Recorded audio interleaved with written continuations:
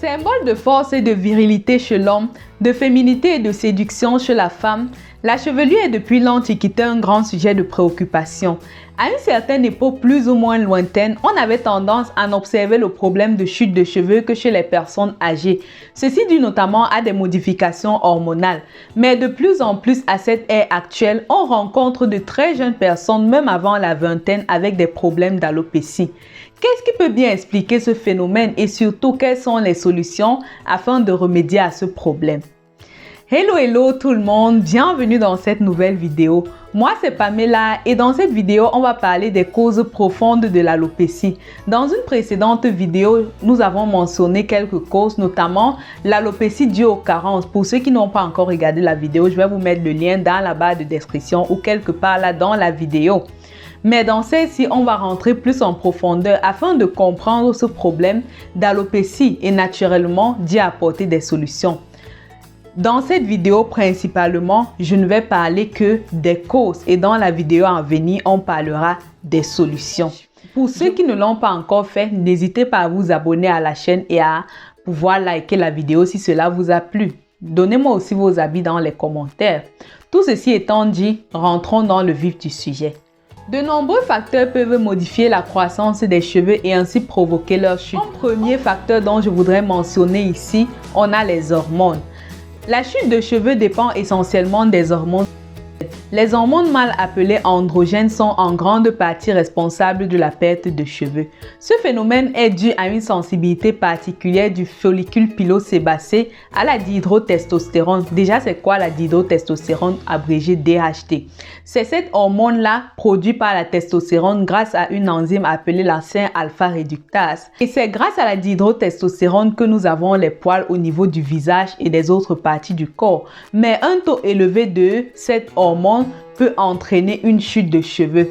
D'ailleurs, dans son livre Nutrition and Hair Loss, Farid Ahmad, j'espère que je prononce bien, démontre que la dihydrotestostérone est un alarme de stress, c'est-à-dire plus on est stressé, plus le taux de DHT augmente et donc la probabilité qu'on perde ses cheveux est bien élevée. Il démontre aussi que le taux de DHT peut être augmenté ou peut voir une augmentation due aux pollutions atmosphériques et à une alimentation peu équilibrée. Comme deuxième facteur dont nous allons parler, c'est l'hérédité et la génétique. La forme, la longueur, la densité et même la couleur des cheveux est déterminée génétiquement et varie naturellement d'une personne à une autre. Ce qui veut dire que dans une famille, généralement, la plupart, pas tous les enfants, mais la plupart des enfants de la même famille ont le même type de cheveux parce que ceux-ci sont déterminés génétiquement. Et donc, si dans une famille, il y a un ascendant qui a eu un problème d'alopécie et ne l'a pas réglé et même ne connaît pas la cause, la probabilité que les descendants de cette même famille-là ont ce problème est élevée. Je vais donc prendre un exemple. Dans mon cas, personnellement, dans ma famille nucléaire, je me suis rendu compte que ma maman a un problème d'alopécie et nous aussi, les filles de la famille, nous avons ce même problème-là et malheureusement, beaucoup d'entre nous ne connaissons pas ou n'avons pas connu la cause jusqu'à maintenant puisque je connais naturellement la cause, pas totalement de mon alopécie maintenant. Et en connaissant la cause, on pourra résoudre le problème et donc ne plus la transmettre à la nouvelle génération. Donc si toi aussi, tu te rends compte que dans ta famille, vous avez des problèmes d'alopécie, il faudrait que tu fasses tout ton possible pour pouvoir déterminer la cause de celle-ci, car les causes sont très souvent bien plus profondes qu'on ne l'imagine et naturellement de pouvoir régler afin de ne pas pouvoir retransmettre ça aux générations à venir. Comme troisième cause ou troisième facteur de la chute de cheveux, ici, nous allons parler de l'extérieur ou de l'environnement. On est dans une société malheureusement aujourd'hui où la pollution fait partie de notre environnement et la vie sédentaire, la vie citadine. Très souvent, on ne sort plus. La plupart du temps, on passe nos journées devant les machines ou dans les bureaux. Et malheureusement, cet état-là détériore la croissance de nos cheveux et peut naturellement entraîner des chutes. Comme autre facteur ici, on va parler des produits que nous utilisons. Les shampoings que nous utilisons généralement avec des sulfates et des tensioactifs qui ne sont pas favorables à la croissance de nos cheveux, malheureusement entraînent la chute de celle-ci. Et aussi, d'après mes recherches, je me suis rendu compte que l'eau que nous utilisons pour prendre notre bain contient du fluor. Et ce fluor-là agit au niveau de notre follicule pileux et entraîne des chutes de cheveux.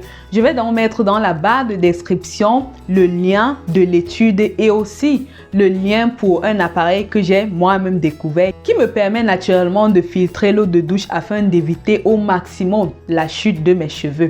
Et comme autre facteur ici qui est responsable de la chute des cheveux, c'est la malnutrition. Comme je l'ai dit dans la précédente vidéo sur la thématique, aujourd'hui, malheureusement, on s'alimente mal, que notre corps est presque tout le temps carencé.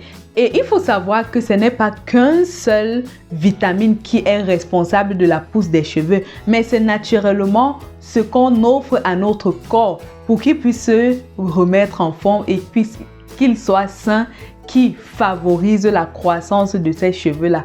Donc, en ayant une alimentation bien équilibrée, en ayant un taux de vitamines suffisant et de minéraux suffisants dans le sang, on aura naturellement des cheveux qui sont en santé et une peau qui est aussi elle-même en santé.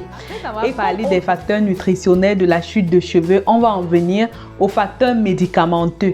Plusieurs médicaments, notamment les anticancérigènes, les anticoagulants, des médicaments pour certains maux que nous avons peuvent malheureusement entraîner la chute de nos cheveux.